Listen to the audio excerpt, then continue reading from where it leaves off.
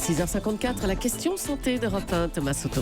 Des aiguilles plantées dans le corps et qui font du bien, voilà la promesse de l'acupuncture. Bonjour Dr Kierzek. Bonjour Thomas. C'est pas nouveau l'acupuncture, certains textes datant d'avant Jésus-Christ font référence à, c'est quoi cette science, cette médecine D'abord c'est quoi le principe de ces aiguilles? On peut parler de médecine traditionnelle chinoise, puisque c'est une des 5 branches de la médecine traditionnelle chinoise. C'est pas nouveau parce que ça a plus de 6000 ans dans certains textes.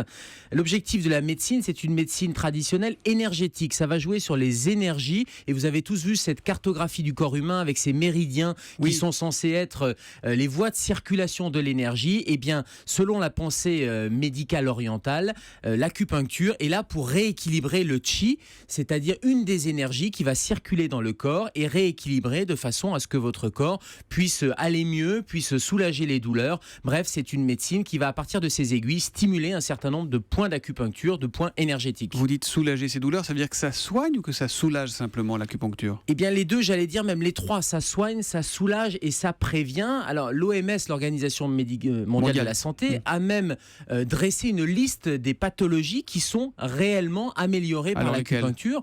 Donc, il y a un certain nombre de douleurs qui sont soulagées, notamment les douleurs migraineuses. Les migraineux peuvent faire de l'acupuncture. Le tennis elbow, on en avait parlé là aussi. Donc, ce sont des douleurs qui sont soulagées, voire soignées par l'acupuncture. Mais ça soulage également les nausées, les vomissements post-opératoires ou dans le cadre de chimiothérapie. Donc, il y a vraiment une liste de pathologies qui est améliorée par ces techniques-là. Et est-ce qu'il y a des risques d'infection, de mauvaises réactions, de piqûres à mauvais endroit avec l'acupuncture? Si l'acupuncture est réalisée de manière compétente, elle est totalement sécuritaire, j'allais dire, avec des aiguilles qui doivent être jetables, qui sont à usage unique, qui sont dans des petits blisters. Donc ça, c'est un des premiers gages de qualité et de sécurité des soins.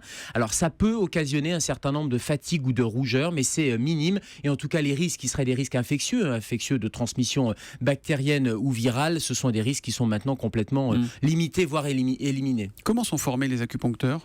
Ils sont formés en étant des médecins d'abord. C'est important de le dire. L'acte d'acupuncture, c'est un acte médical. D'accord. Alors, c'est pas forcément des médecins, mais c'est une profession médicale. Donc, ça peut être des médecins, des chirurgiens dentistes ou des sages-femmes qui sont des professions médicales. Et il y a d'ailleurs depuis 2012 il y a une formation médicale derrière. Fédération. Il y a un diplôme interuniversitaire. Il existe des diplômes interuniversitaires et des diplômes d'université. Et il existe depuis 2012 une fédération des professionnels de santé acupuncteurs qui regroupe environ 10 000 professionnels de santé.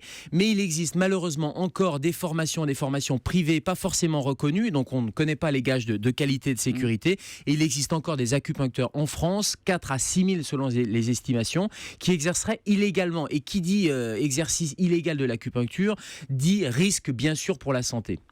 Visiblement, ça vous fait pas dresser les cheveux sur la tête quand on parle d'acupuncture. Moi, je pensais en vous proposant ce sujet que ça allait pas vous plaire, mais non, les médecins sont assez ouverts. Dresser les cheveux sur la tête à cause des aiguilles ou à cause de... Ça fait mal d'ailleurs ces aiguilles, ça ne marche pas. Non, ça fait pas mal. C'est tout petit comme aiguille, c'est-à-dire que ça va transpercer la peau, mais c'est l'équivalent de 3 fois l'épaisseur d'un cheveu. Donc, vous voyez, c'est vraiment extrêmement fin. On ne le sent pas. C'est quasiment comme une piqûre de moustique. Les acupuncteurs vont utiliser 1 à 15 aiguilles et il n'y a absolument pas de résistance. Et il n'y a pas de résistance du corps médical non plus, parce que maintenant, c'est une médecine qui est prouvée. Les études scientifiques ont montré que ça fonctionnait, à condition que ça soit en complémentarité des autres pratiques, bien sûr, et de la médecine enseignée à la faculté. Bon, mais on dit acupuncteur comme moi ou acupuncteur comme vous? C'est une question d'accent et de région, ça? On dit en tout cas acupuncteur, et c'est acu et pas acupuncteur.